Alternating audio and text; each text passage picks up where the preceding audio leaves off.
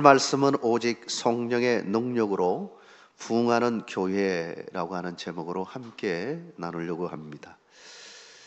금년 총회가 109회기를 맞이하고 있는데, 총회 주제를 보면 성령의 능력으로 부흥하는 교회라고 하는 주제를 가지고 시작을 했습니다. 이에 맞추어서 우리 교회도 새해를 맞이해서 2025년 표호도 오직 성령의 능력으로 부흥하는 천복교회라고 하는 것으로 해서 시작을 하게 되었습니다. 이 표에는 두 가지 키워드가 있습니다. 하나는 부흥이라고 하는 것고, 또 하나는 성령이라고 하는 것입니다. 이 둘은 서로 밀접한 관계를 가지고 있습니다. 즉, 부흥하기 위해서는 오직 성령의 능력이 필요하다라고 하는 것입니다. 초대교회 부흥의 역사도 성령의 역사로 이루어졌습니다. 마가다락방에서 성령이 임한 후에 교회는 폭발적으로 부흥을 경험하게 되었습니다.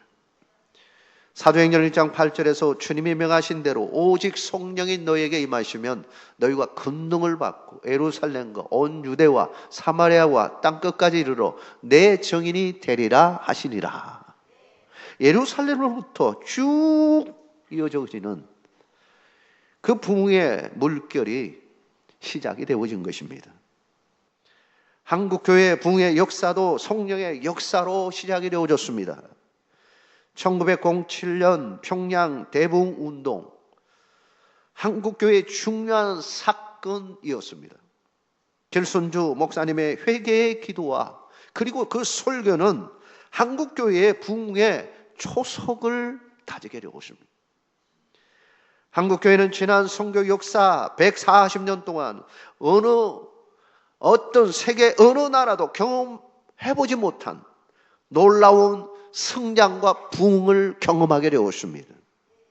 특히 1960년부터 1980년까지는 매년 60만 명이 넘는 불신자들을 전도해서 10년 사이에 200%가 넘는 성장을 이루게 되었습니다.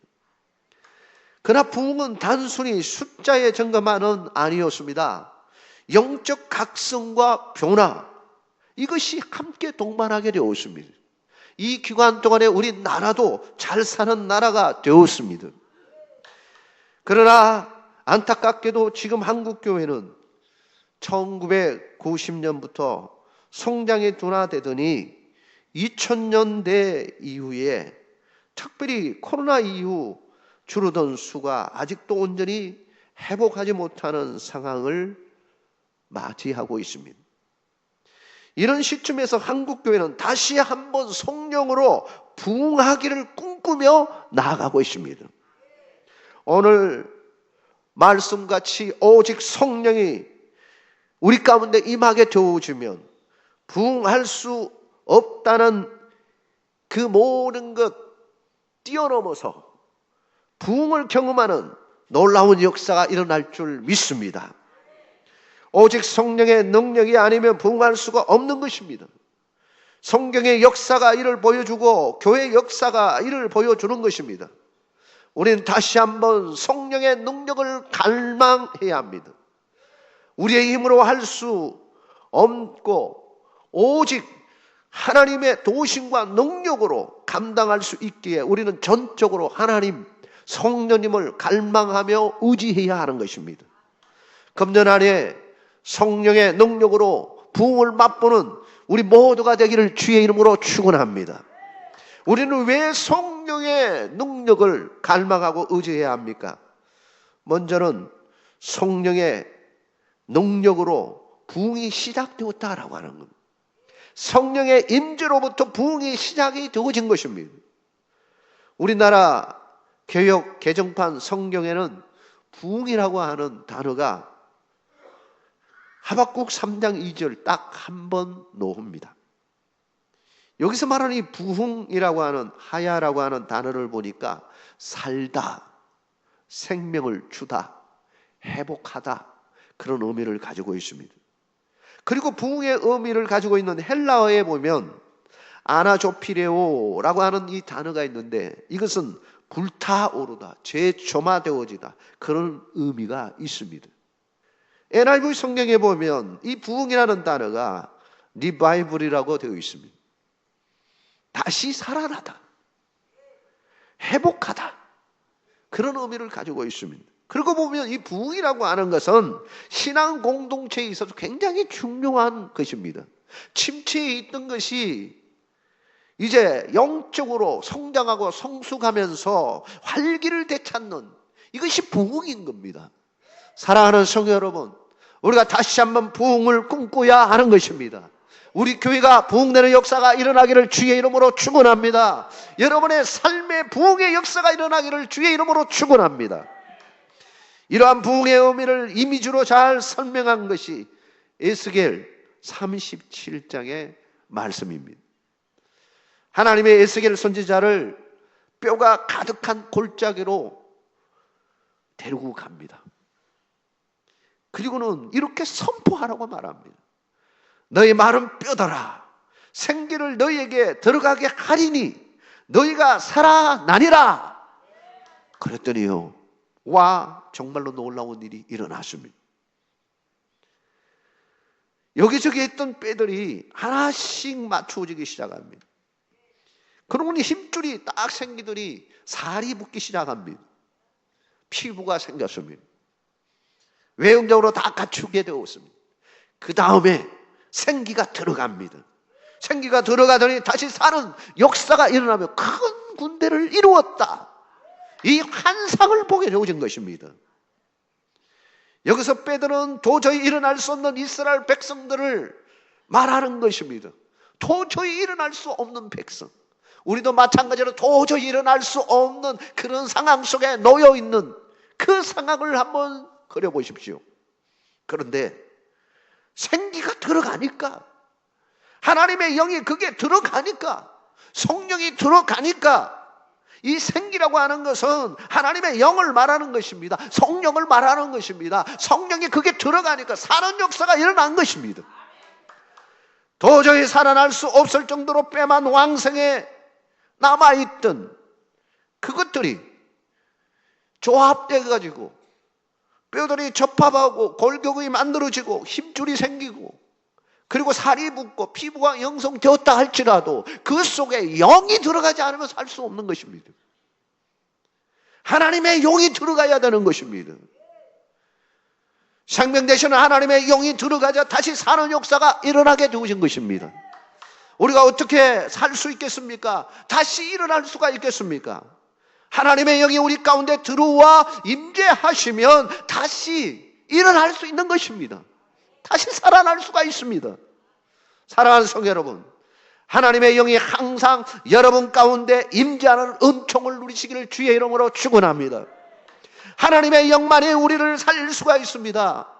부흥은 바로 성령님의 임재와 성령의 능력으로부터 시작되어지는 것입니다. 그러므로 우리는 항상 성령님을 갈망하고 그리고 의지해야 합니다.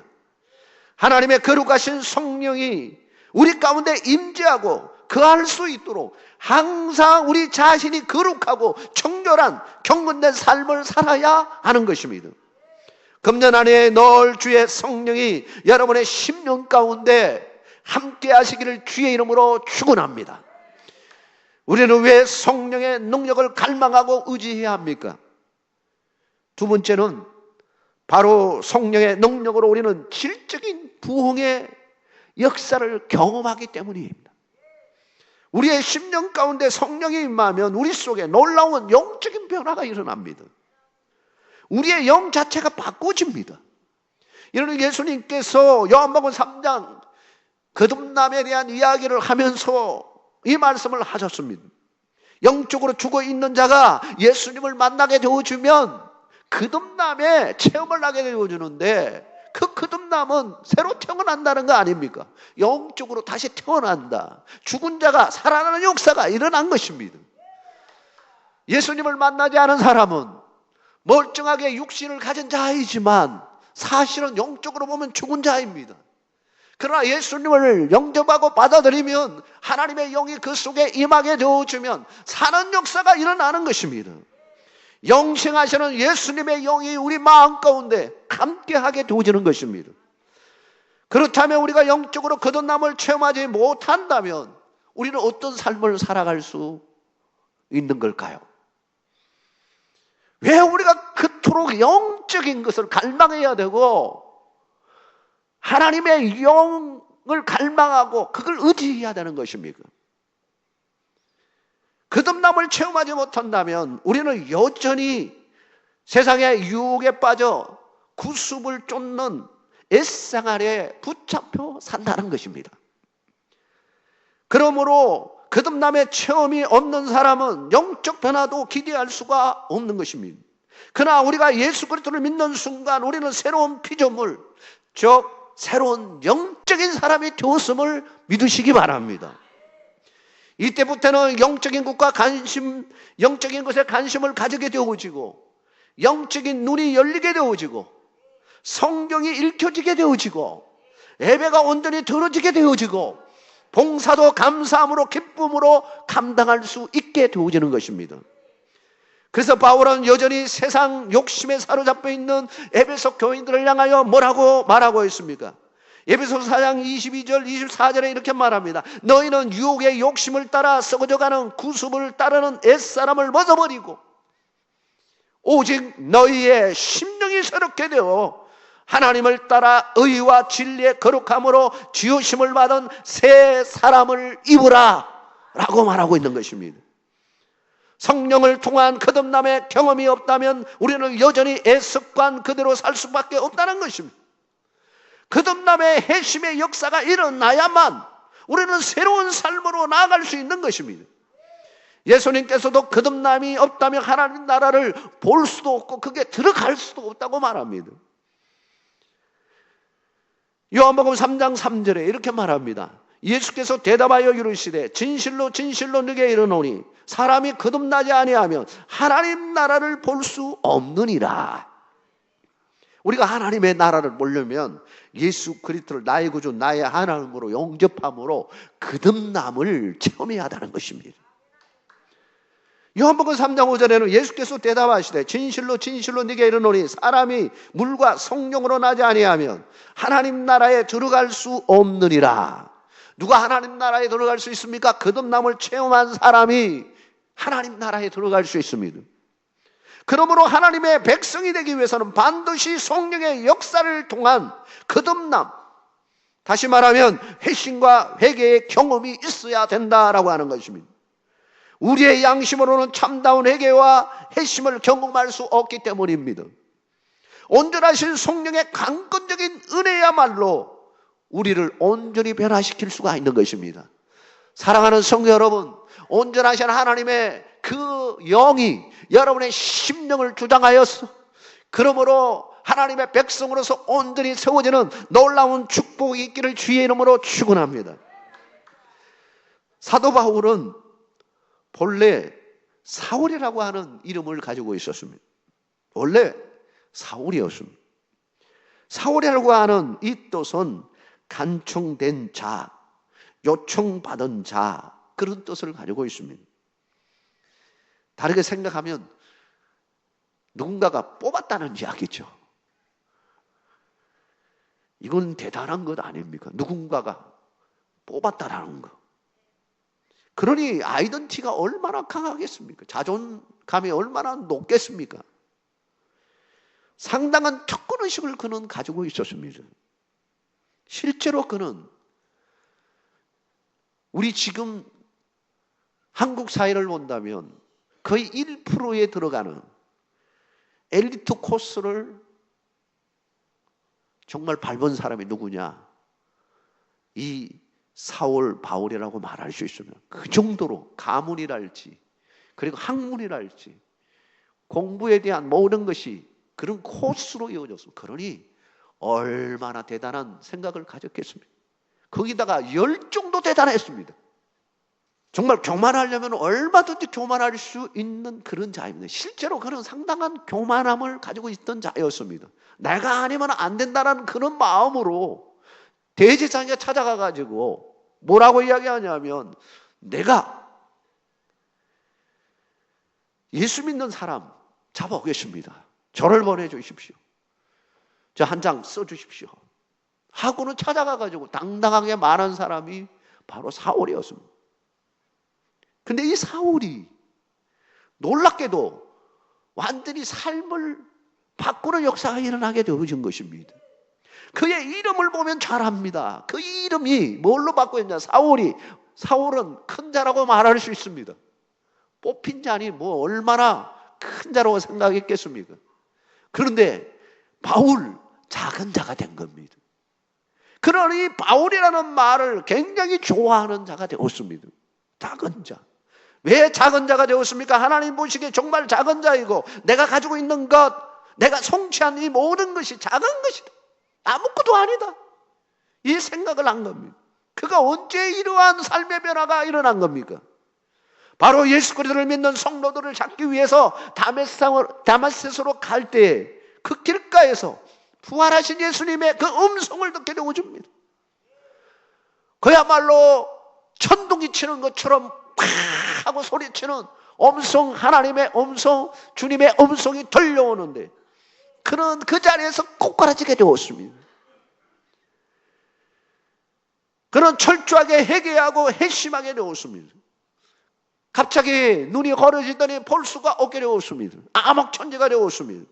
그러니 뭘 생각하겠습니까? 오직 자기 자신만을 뒤돌아보게 되었죠. 내가 어떤 길을 걸었고 어떤 삶을 살았고 주님의 음성이 들려왔는데 과연 내 인생이 어떤 인생이냐?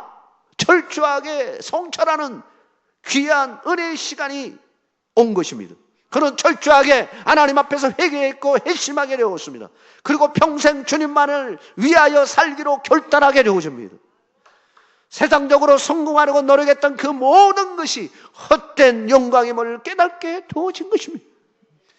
그는 예수님을 만남으로 말미암아 성령님의 강건적인 은혜의 터치로 말미암아 그의 인생관, 신앙관, 가치관이 완전히 바꾸어진 것입니다. 빌립보서 3장 8절에 보면 그는 이렇게 고백합니다. 또한 모든 것을 해로 여김은 내 주 그리스도 예수를 아는 지식이 가장 고상하기 때문이라. 내가 그를 위하여 모든 것을 잃어버리고 배설물로 여김은 그리스도를 얻고, 그리스도를 가지기 위해서, 소유하기 위해서 그가 가지고 있었던 이 모든 것은 다 배설물로 여겼다라고 하는 것입니다. 사랑하는 성도 여러분, 우리는 확신해야 됩니다. 예수님을 믿고 성령에 임하면 우리의 속사람이 변화될 수 있다는 믿음의 확신을 가지시기를 주의 이름으로 축원합니다. 나는 절대로 변하지 않을 거다, 아닙니다. 내가 어떻게 변화될 수 있어? 라고 하는 사람이 있을지도 모르겠습니다. 아닙니다. 예수 믿어도 변하지 않는 사람 많던데, 옛날 그대로 살아가는 사람들 많던데, 그렇게 많은 사람이 있을 것입니다. 제대로 믿지 않았기 때문에. 여러분, 성령님의 강하신 강권적인 은혜의 역사와 그분의 터치하심이 함께 있으면 도저히 바꾸지 못할 것도 바꿔지는 것입니다. 담배를 피우고 술을 마신 사람이 있었습니다. 어떻게 하면 끊을까? 온갖 노력을 다 했습니다. 어떤 프로그램에도 참여하고, 그리고는 나름대로 독한 훈련을 가지면서 끊어보려고 아무리 노력했는데 안 되는 거예요. 그래서 마지막으로 하나님 앞에 기도했습니다. 하나님, 이거 하나님 보시기에도 덕이 안 되고 성도들에게도 덕이 안 되고 제가 어떻게 해야 됩니까? 내 의지적으로는 끊을 수가 없으니 하나님 끊게 하여 주시옵소서. 그리고는 하나님 앞에 기도했더니 그 일로부터 놀라운 일이 일어났습니다. 담배 냄새도 못 맡는 거예요. 그렇게 꿀맛 같은 냄새가, 그날로부터는 완전히 그냥 구육질이 나고 도저히 가까이 갈 수 없게 된 거예요. 술도 마찬가지. 사랑하는 성도 여러분, 하나님이 하시면 끊게 해주시는 것입니다. 우리가 할 수 있는 것은 성령님을 붙드는 것입니다. 성령님을 갈망하는 것입니다. 성령님께서 우리 안에 들어서도 우리의 삶을 변화시켜 주시는 것입니다. 금년 안에 나의 내적 부흥을 기대하며 오직 성령의 능력을 의지함으로 놀라운 부흥의 역사가 여러분의 삶 가운데 일어나기를 주의 이름으로 축원합니다. 마지막으로 왜 성령의 능력을 갈망하고 의지해야 할까요?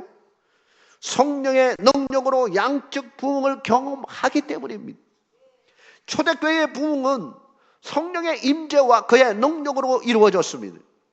성령의 역사가 불같이 일어나자 교회는 성장하고 발전하게 되었습니다.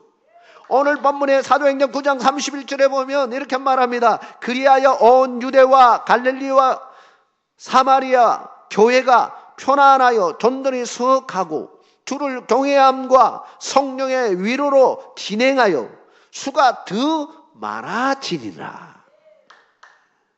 수가 더 많아졌다는 거예요. 양쪽으로 많아졌다는 거예요. 질적인 부흥도 양적인 부흥도 우리에게 정말 필요한 것은 성령의 능력을 덧입는 것입니다. 따라서 우리는 성령의 능력을 갈망하고 의지해야 하는 것입니다. 성령을 갈망하고 의지하는 자에게 하나님께서는 역사하시기 때문인 것입니다. 이스라엘 민족이 가장 힘든 시기를 맞이할 때였습니다. 이 민족의 침임으로 좌절하고 절망하고 넘어지고 깨어지고 그런 시기 때 그때 하나님께서는 이사야 선지자를 통해서 위로의 말씀이 선포되어집니다. 이사야 40장 31절에 이렇게 말합니다. 오직 여호와를 낭망하는 자는 새 힘을 얻으리니 독수리가 날개치며 올라간 같을 것이요 다른 박질하여도 곤비하지 아니하겠고 걸어가도 피곤하지 아니하리로다. 여호와를 앙망하는 자에게 새 힘을 얻으리니 누구를 바라보라는 겁니까? 하나님을 바라보라는 것입니다. 하나님을 바라보면 우리가 새 힘을 얻을 수 있다라고 하는 것입니다. 여러분 절망 가운데 있습니까? 그러면 하나님을 바라보시기를 바랍니다. 도저히 어찌해 볼 수 없는 상황입니까? 그러면 하나님을 바라보시기를 바랍니다. 하나님이 새 힘을 주시고 다시 이렇게 세워주시는 것입니다. 부흥케 하시는 것입니다. 우리 주님은 사도행전 1장 8절에 오직 성령이 너에게 임하시면 너희가 권능을 받고 오라고 했습니다. 우리가 권능을 받아야 되는 것입니다. 성령님의 은혜를 받고 권능을 받아야 성령의 충만함을 받아야 우리는 얼마든지 이 험한 세상을 이길 힘을 가지게 되어지는 것입니다. 그분의 도우심으로 이 악한 권세들과의 싸움에서 승리할 수 있는 것입니다.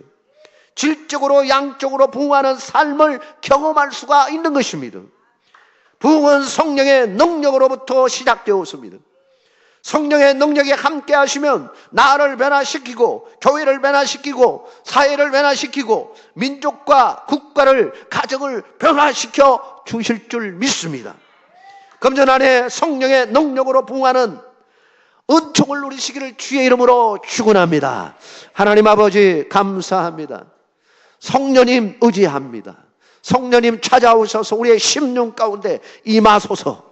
아버지 하나님 우리의 잘못된 부분들 깨닫게 하여 주시고 회개케 하시고 돌이키게 하시고 오직 여호와를 앙망하는 자가 되게 하여 주시옵소서. 성령의 능력을 덧입어서 이제 이 험한 세상 속에서 우리가 늘 주의 은총으로 성례의 삶을 살아가게 하여 주옵소서. 금년 안에 우리 교회가 부흥되는 역사가 일어나게 하여 주시옵소서.